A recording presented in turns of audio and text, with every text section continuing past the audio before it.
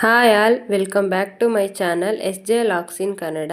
ಯಾರ್ಯಾರು ನನ್ನ ಚಾನಲ್ನ ಸಬ್ಸ್ಕ್ರೈಬ್ ಮಾಡ್ಕೊಂಡಿಲ್ಲ ಎಲ್ಲ ನನ್ನ ಚಾನಲ್ನ ಸಬ್ಸ್ಕ್ರೈಬ್ ಮಾಡ್ಕೊಂಡು ಲೈಕ್ ಮಾಡಿ, ಶೇರ್ ಮಾಡಿ, ಸಪೋರ್ಟ್ ಮಾಡಿ ಅಂತ ಹೇಳ್ತಾ ಇವತ್ತಿನ ವ್ಲಾಗ್ನ ಶುರು ಮಾಡ್ತಾ ಇದ್ದೀನಿ. ಇವತ್ತು ಶ್ರೀರಾಮ ನವಮಿ.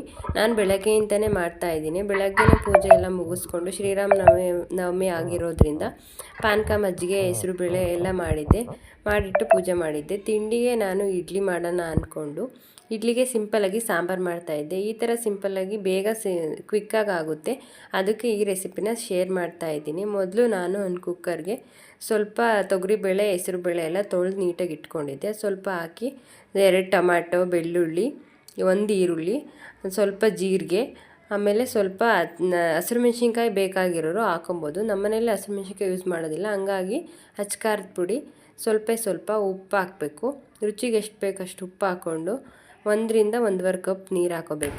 ಜಾಸ್ತಿ ನೀರು ಹಾಕ್ಕೊಂಡ್ರೆ ಕುಕ್ಕರ್ ವಿಷಲ್ ಹಾಕೋದ್ರಿಂದ ಸಿಡಿದ್ಬಿಡುತ್ತೆ. ಹಂಗಾಗಿ 1 ರಿಂದ 1.5 ಕಪ್ ನೀರು ಹಾಕ್ಕೊಂಡು 2 ವಿಷಲ್ ಹಾಕಿಸ್ಕೊಬೇಕು.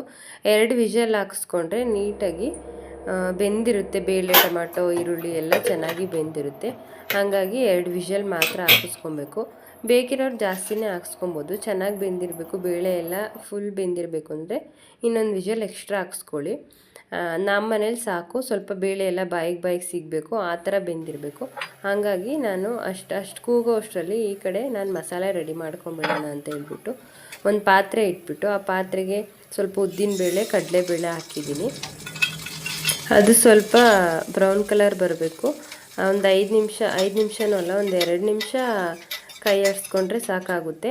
ಅದು ಹಾಕಿಸ್ಕೊಂಡ್ಮೇಲೆ ಸ್ವಲ್ಪ ನಾನು ಸಾಂಬಾರಿಗೆ ಬೇರೆ ಜೀರಿಗೆ ಹಾಕಿರೋದ್ರಿಂದ ಸ್ವಲ್ಪ ಒಂದು 1/4 ಟೀ ಸ್ಪೂನ್ ಆಗೋಷ್ಟು ಜೀರಿಗೆ, ಒಂದು 2 ಬೆಳ್ಳುಳ್ಳಿ ಹಾಕ್ಬಿಟ್ಟು ಚೆನ್ನಾಗಿ ಮಿಕ್ಸ್ ಮಾಡ್ಕೊಬೇಕು. ಒಂದು 5 ರಿಂದ 6 ಬೇಡಿಗೆ ಮೆಣಸಿನ್ಕಾಯಿ ಹಾಕ್ಕೊಬೇಕು.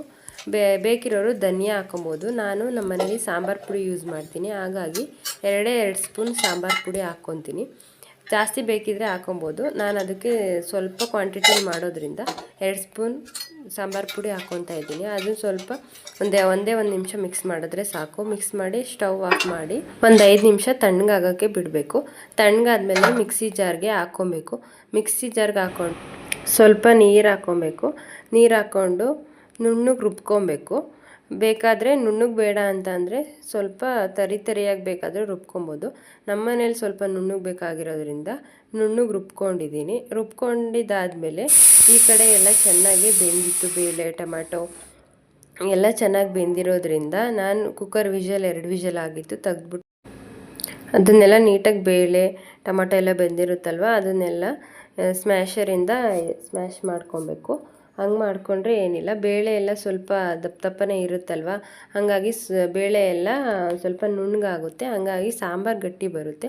ಅದಕ್ಕೆ ನಾನೊಂದು ಸ್ವಲ್ಪ ಮಾಡ್ಕೊತೀನಿ. ನಮ್ಮ ಮನೇಲೆಲ್ಲ ಸ್ವಲ್ಪ ಬೇಳೆ ಎಲ್ಲ ಹಂಗೆ ಸಿಗಬೇಕು ಬಾಯಿಗೆ, ಹಂಗಾಗಿ ಸ್ವಲ್ಪ ನೋಡಿ ಈ ಥರ ಮಾಡ್ಕೊಂಡಿದ್ದೀನಿ. ಈ ಥರ ಮಾಡ್ಕೊಂಡಾದ್ಮೇಲೆ ಸ್ಟವ್ ಮೇಲೆ ಇನ್ನೊಂದು ಪಾತ್ರೆನ ಇಟ್ಬಿಟ್ಟು ಅದಕ್ಕೆ ಸ್ವಲ್ಪ ಎಣ್ಣೆ ಎಲ್ಲ ಆವಾಗಲೇ ಜಾಸ್ತಿ ಹಾಕಿರೋದ್ರಿಂದ ನಾನೇನು ಜಾಸ್ತಿ ಎಣ್ಣೆ ಯೂಸ್ ಮಾಡಲ್ಲ. ಹಾಗಾಗಿ ಸ್ವಲ್ಪ ಎಣ್ಣೆ, ಆಮೇಲೆ ಮತ್ತು ಒಂದು 1/4 ಟೀ ಸ್ಪೂನ್ ಆಗೋಷ್ಟು ಸ್ವಲ್ಪ ಸಾಸಿವೆ, ಒಗ್ಗರಣೆಗೆ ಎಷ್ಟು ಬೇಕೋ ಅಷ್ಟು ಸಾಸಿವೆ, ಮತ್ತು ಕರಿಬೇವಿನ ಸೊಪ್ಪು ಹಾಕ್ಬಿಟ್ಟು ಆಮೇಲೆ ರುಬ್ಕೊಂಡಿರ್ತೀವಲ್ಲ ಆ ಮಸಾಲೆನ ಹಾಕ್ಕೊಬೇಕು. ಆವಾಗಲೇ ಹಾಕ್ಕೊಬೇಕು. ಹಾಗಾಗಿ ಅದು ಚೆನ್ನಾಗಿ ಎಣ್ಣೆ ಎಲ್ಲ ಹಿಡಿಯುತ್ತೆ.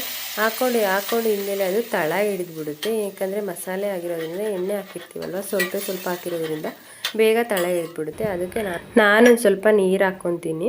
ನೀರು ಹಾಕೋದ್ರಿಂದ ಸೀದೋಗೋದಿಲ್ಲ. ಹಂಗಾಗಿ ಸ್ವಲ್ಪ ನೀರು ಹಾಕ್ಕೊಬೇಕು.